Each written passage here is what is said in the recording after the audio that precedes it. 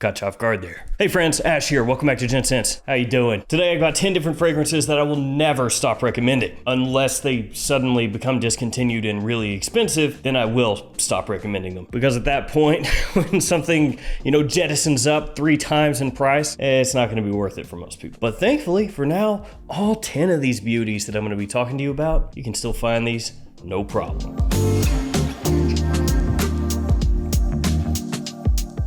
As always, guys, you know where they're going to be, linked in the description down below. Feel free to check them out down there. And if you want some codes, pause the video, here they are. Use those codes, save that money.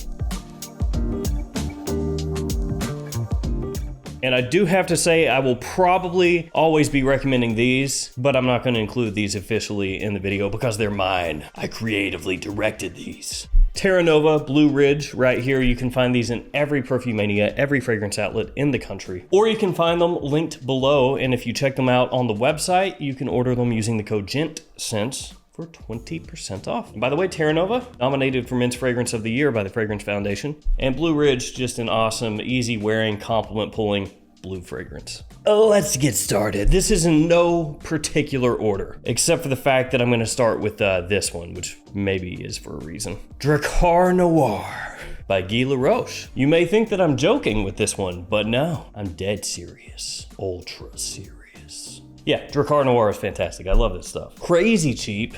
You can pick this up from discounters for like under $20. And I would say most of you out there know this one, right? Especially the guys out there middle-aged and older. You gotta know Drakkar Noir. It is a classic fragrance from the 80s, one of the most popular fragrances from the 80s. And believe it or not, this stuff still works today. It has a little bit in common with Sauvage Elixir from Dior. I'm not saying it smells like a one-to-one with Sauvage Elixir. Don't take me as saying that, but there's a little bit of this in the Sauvage. Drakkar Noir is a longtime favorite of mine. It's actually one of the first fragrances that I ever owned back when I was in, I think, 3rd grade. My mom got it for me. I've told this story before, but she got it for me and said that a doctor at the hospital where she worked wore Drakkar Noir, and the nurses would follow him around trying to catch whiffs of the Drakkar. So it implanted into my mind at an early age, well, if there's a doctor out there wearing this stuff and there are people legitimately following him around, Pepe Le Pew style from Looney Tunes. I am Pepe Le Pew, your lover. After that one, let's talk about this. Halloween Man X. Halloween Man X had its day in the sun, you could say. This one was hyped very heavily for a while as a fantastic fall and wintertime cheapie. And over time, as happens with hypebeast fragrances, it has fallen off a little bit. Not in terms of how it smells, just in terms of how much it's at the forefront of people's minds. Not quite as cheap as it used to be, but still a real banger of a fragrance. Very good performance. I love the roast coffee note in here off the top. That's really the part of the fragrance that I think makes it for me, is that roast coffee bean. Of course, that's not all that it has. It has a black jack accord, which the coffee is part of, which also has whiskey and leather. Then you also have tonka in here, cardamom and cinnamon, so it's warm, spicy, burnt kind of roasted coffee, booze and leather. Fantastic scent for when it's cool outside and a great bang for your buck. I'm also gonna put this one in the list, and it's very similar to Halloween Man X, so I'm just gonna pop it out right now. Lomo Signature from Ferragamo. So this one also has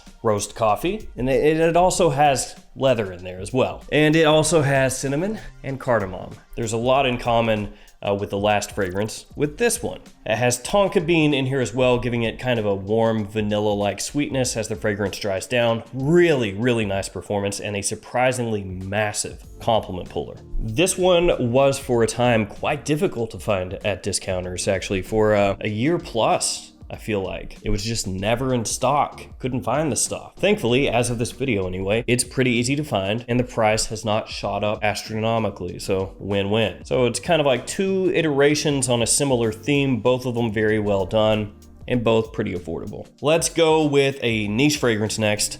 Ganymede. And this one you can find at twistedlily.com. Gents 10% off your order for that. This one's not always super easy to find at discounters. I actually had to buy it at full retail because when I bought my bottle, Twisted Lily was not carrying it yet. So Ganymede is a fragrance that also, a bit of a hype beast, and sometimes divisive. Some people think it's not quite worth the amount of hype that it gets, but I love this stuff. It has a great minerality to it, like water spritzed rocks mixed with a clean leather. Maybe doesn't sound the greatest, but it smells fantastic. Also has very good performance. It's quite unique. When I smell this, I know immediately that's Ganymede. I don't mix it up with anything else. I also recently got the extrait version of Ganymede in, and I gotta say, at least as of now, I've had it about a week, I've worn it twice. I prefer the original over the extrait. The extrait gets a bit too heavy for me, and especially right now where we're in summertime, wearing it has just not worked out that well. It loses some of that freshness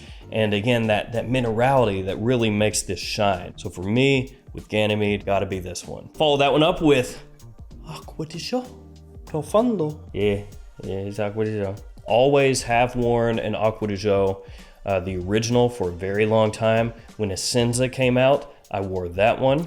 Unfortunately, discontinued now, and my bottle of Essenza has like 3 milliliters left in it, so I'd love to get a new bottle of that. But I've always had an Acqua di Gio in the rotation, and this is actually my scent of the day today. Profundo, as of now, is my favorite version of Acqua di Gio. It's more modern than the original. It's extremely wearable. I love the green edge that it has. I like that they have dialed back the floral nature of the original Acqua di Gio and instead given it a little bit of a mineral tinge. Yes, 2 fragrances in a row with a bit of a minerality, but it maintains that clean freshness that you expect from Acqua di Gio. It's got nice citrus notes in here, aquatic notes. People love this stuff. Profundo, it's fantastic. I dig it. Let's go with the newer fragrance next. Invictus Victory Elixir. So Invictus Victory, I liked a lot. A big departure, a big change from the style of Invictus, but it's something more in my wheelhouse, something that I like a lot, the way that it's done. And then this one comes out, it's even better. It has vanilla, amber, olibanum. It's like a little bit taking Invictus Victory, mixing it with parts of Le Beau Le Parfum from Jean Paul Gaultier, and just giving you this extremely appealing, sweet, lightly smoky bomb of a fragrance. Just super appealing. And in the air, it is fantastic. Lights out. Right now in the middle of summer, maybe not a great choice, unless it's like a cooler evening or something. But just on the whole, love the way that one smells. Invictus has gone from being a fragrance line that I didn't really care too much for. I mean, some of them better than others, of course, but it has evolved and changed in a way that I really dig. And now I'm looking forward to each new Invictus. Christian Dior up next, and I'm going with Dior Homme 2020. Who would have thunk it? Go back to when this came out, I hated all over it. Just really disappointed that they did away with the iris that made Dior Homme Dior Homme. And then they gave me this modern, fresh, woody, easy to wear. Ugh, how dare you? So after I got over myself and I gave it some more wearings, I realized, I really like this. You can wear this stuff about anywhere. It's got a nice classiness to it. You could easily wear this in more formal situations. You could wear this to the office. You can wear this casually, wear this on a date. It does not matter. You can wear this any season, anytime. So yes, while it did basically signal the doom of Dior Homme as we know it, at this point, I guess I'm welcoming the doom to an extent with open arms. Sorry, Dior Homme original. Let's keep it woody with Ormond Jane, Nawab of Oud Intensivo. This is just holy crap good. If you like Ormond Jane's style of men's fragrances, that kind of woodiness, there's a certain like Ormond Jane woody accord, you could call it, that you can find across all kinds of their releases. You can find it in Ivernia, you can find it in Ormond Man, you can find it in here, you can find it in a bunch of releases. Of course, done by the same perfumer, so it makes sense, but if you like that style, this is just about the pinnacle. The oud here, super smooth, almost sparkly, so easy to wear, nothing dirty here, nothing funky, nothing off-putting. And there are a ton of notes in here, 2 of those being oud and rose. So you may look at the note breakdown and think to yourself, well, at the end of the day, it's probably just going to be another rose oud, and I've smelled 15 million of those, so who cares? But it is not. It is not just that. It has just this perfect blend that does make it, like I said, almost effervescent. It sparkles, but at the same time has this great depth to it, this woodiness, this classiness, with fresh spice, a little bit of a warm sweetness that kind of mingles throughout, some citrus off the top, which makes it extremely appealing when you first spray it on. It's pricey, but it is worth every penny. This stuff is awesome. Let's keep it with the kind of woody vibe that we have here, thing that we've talked about the last couple of fragrances, Terre Damez Ouibre. Now, this is not as woody as the past two, but once you get into the dry down, it does have a very nice modern woodsy base. But really what makes this for most people, and myself included, is that opening. The citron here off the top is just to die for. It smells great. Natural, sweet and sour at the same time, a little bit juicy, very refreshing, extremely clean. This is a great release in the Terre Damez line.